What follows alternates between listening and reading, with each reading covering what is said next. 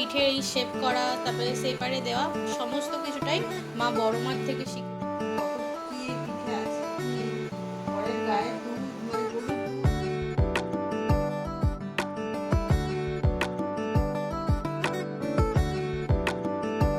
Hello everyone, তোমরা সবাই কেমন আছো? আশা করছি তোমরা অনেকেই সুস্থ আছো আর সাবধানে আছো। এই যে সকাল সকাল চলে এসেছি এখন বাগানে, এই যে গাছগুলোকে একটু দেখতে। এখন তো এইদিকে আসাই হয় না, কারণ ভীষণ পরিমাণে ঠান্ডা, আর ঠান্ডার জন্য এছাড়া এখন গাছের অবস্থাও খারাপ।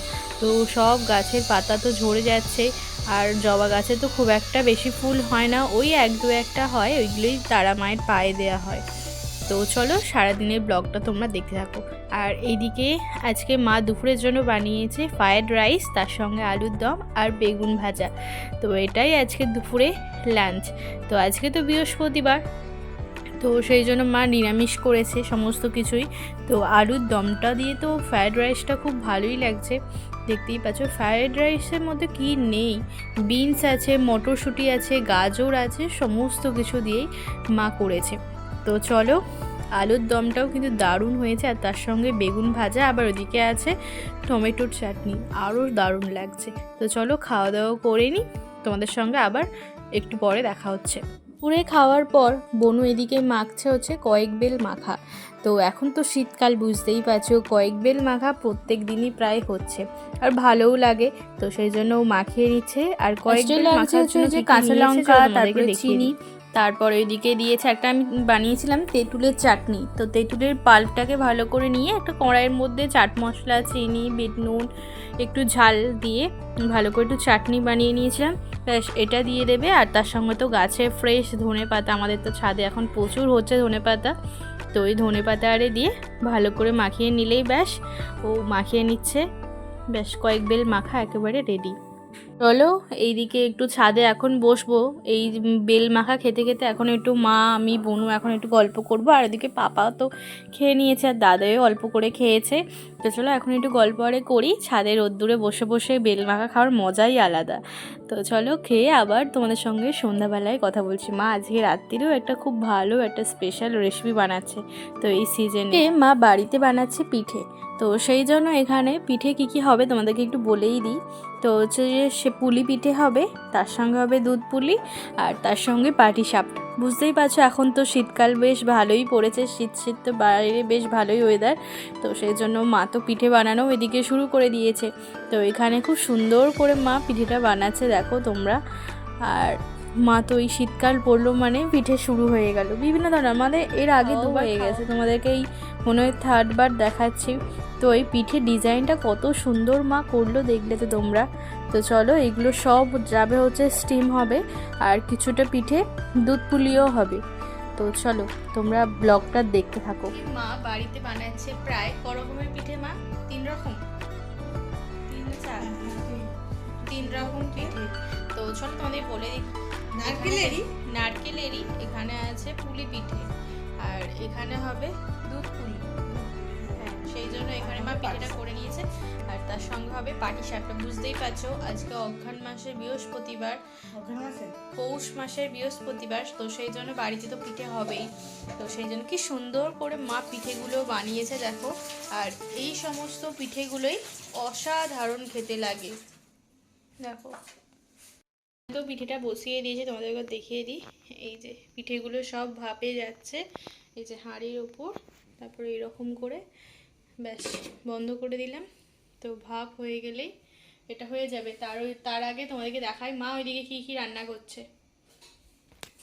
আর তোমাদেরকে বলছিলাম না যে আজকে আমাদের পুজো হয়েছে, এই তো বৃহস্পতিবার দিনে। তো সকালবেলায় ঠাকুর মশাই পুজো আরে তো করে দিয়েছিল, কি ভালো লাগছে। সন্ধ্যাবেলায় একটু আগে তো সন্ধ্যা দেওয়া হলো, আর বেশ ভালো লাগছে। দেখো ঠাকুরকে ফুল দিয়ে সাজালেই একটা অপূর্ব সুন্দর লাগে। আজকে আবার মা লক্ষ্মীর ঘটও পাতা হয়েছে, আরও সুন্দর লাগছে। আর এদিকে আমাদের 2 গপু আর আমাদের বড় গোপাল। তো এবার ইচ্ছা আছে ওই সোয়েটারগুলো পরেই পরাবো, পরের সপ্তাহে, কারণ সামনেই তো ক্রিসমাস বড়দিন। তো ওই সময় ওদের ক্রিসমাস স্পেশাল গিফট 3 জনের জন্যই নেওয়া হয়েছে, 3 জনই পরবে, খুব ভালো লাগছে। চলো লাইটটা আবার অফ করে দিই। আর এইদিকে তো এইগুলোই তোমাদেরকে দেখানোর আর সময় হয় না, তো সেই জন্য ভাবলাম এখন একটু দেখিয়ে দিই। এই হচ্ছে আমাদের ঠাকুর ঘর, খুব ভালো লাগছে। আর আমাদের এদিকে দেখো কুট্টুসকে কি ভালো লাগছে, ওর তো ঠান্ডাতে একটু বড়ও লাগছে, ওকে কি দারুণ লাগছে না? ও চুপ করে চেয়ারের উপরে বসে আছে। বানাচ্ছে পাটিসাপটার ব্যাটার। মা ব্যাটারের জন্য কি কি নিয়েছো? এরকম 1 হাতা ময়দা, আচ্ছা, আর এরকম 1 হাতা বাসমতি আতপ চালের গুঁড়ি। বাসমতি আতপ চালটা দিলে খুব সেন্ট লাগে, আচ্ছা, আর খেতে খুব টেস্টি হয়। আর এখানে তো এই যে নারকেলের ছাই আছে। হ্যাঁ দেখতেই পাচ্ছ। তো এই যে এইরকম হাতার, যদি এইরকম এটা পুরো ফাইন ব্যাটার হয় তাহলেই বুঝতে হবে যে এর ব্যাটার একেবারে তৈরি। আর এই চলো হবে পাটিসাপটা। আর পাটিসাপটা পুরো ফাইন ব্যাটার হয় তাহলেই বুঝতে হবে যে এর ব্যাটার একেবারে তৈরি। আর এই চলো হবে পাটিসাপটা। আর পাটিসাপটার জন্য মা তো এর আগের বছরে নিয়েছিল এইরকম একটা প্যান, তো এতে খুব সুন্দরভাবে পাটিসাপটাটা ওঠে। চাপা থাক। হ্যাঁ, তো এখানে মা বসিয়ে দিয়েছে প্যানটা। তো ফার্স্টে মা ঘি ব্রাশ করছে।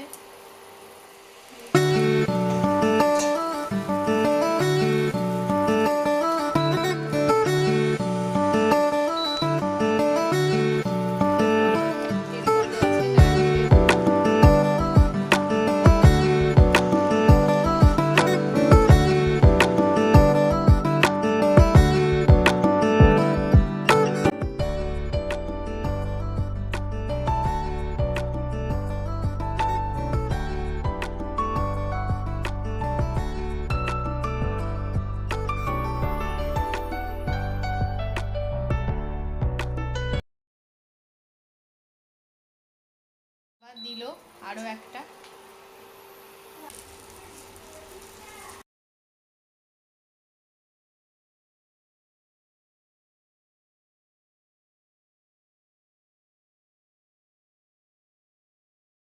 তো এদিকে মা এখন বসিয়ে দিয়েছে দুধ পুলি, দেখতেই পাচ্ছ পিঠেগুলো দিয়ে দিয়েছে দুধের মধ্যে, আগে থেকেই দুধটা জাল দিয়েছিল। এরপরে এখন এখানে আছে এই যে এলাচগুলো অনেকটা একটু ফাটিয়ে নিয়েছে, পরে দিয়ে দেবে। তেজপাতা দিয়ে দিয়েছি। তেজপাতা দিয়ে এখন ফুটিয়ে নিচ্ছে। চিনি দাওনি তখন? ও চিনি দেওয়া হয়ে গেছে আগেই। খুব সুন্দর হচ্ছে। আজকে বাড়িতেই বানানো হচ্ছে পিঠে, কত ভ্যারাইটিস পিঠে। এইসব পিঠেগুলো তুমি কার কাছ থেকে শিখেছো? আমার দিদা। দিদা বলতে মানে বড় মার কাছ থেকে? হ্যাঁ, আমার ঠাকুমা। আমি ঠাকুমাকে দিদাই বলতাম। তিনি তো নেই, তার স্মৃতিগুলো যত পিঠে পিঠে বানাচ্ছি তার স্মৃতিগুলো সব মনে পড়ছে। হ্যাঁ, খুব কষ্ট হয় মনে পড়লে। দিদা পিঠে করতো, উনুনেতে হাঁড়ি রেখে তার চারপাশে আমরা বসে থাকতাম, কখন একটু পিঠে নামলে আমরা খাবো। আর সেটা একা একা করছি, তাকে অনুভব করছি। একা একা পিঠে বানাচ্ছি আর তার কথা মনে পড়ছে ভীষণ। তো মা এই সমস্ত যে পিঠে এই শেপ করা, তারপরে সেপারে দেওয়া সমস্ত কিছুটাই মা বড় মার থেকে শিখেছে। এই দেখো না, তো অনেকে ঠিকঠাক করে পিঠে বানাতে পারে না, কিন্তু আমার মা প্রথম থেকেই খুব ভালোভাবেই পিঠে বানিয়েছে। তো বড় মা এইভাবেই মাকে শিখিয়ে দিয়েছে পিঠে। তারপরে এমনি চিকেন কষা, তারপরে আরও অন্যান্য শাক চচ্চড়ি আরে হলে মায়ের বড় মার কথা খুব মনে করে, কারণ সে নিজে হাতে ধরে মাকে সব রান্না শিখিয়েছে। সব আগেকার দিনে সব উনানে রান্না আরে হতো, সেই জন্য একটু বসেও থাকতো। আর কখন হাঁড়ি থেকে, তখন হাঁড়ির মধ্যে আরে সব পিঠে আরে হতো, সেই মাটির কি ওইগুলো কি বলে, সোড়া, ওই সোড়ার মধ্যে সব হতো পিঠেগুলো, সব ওর মধ্যে হতো।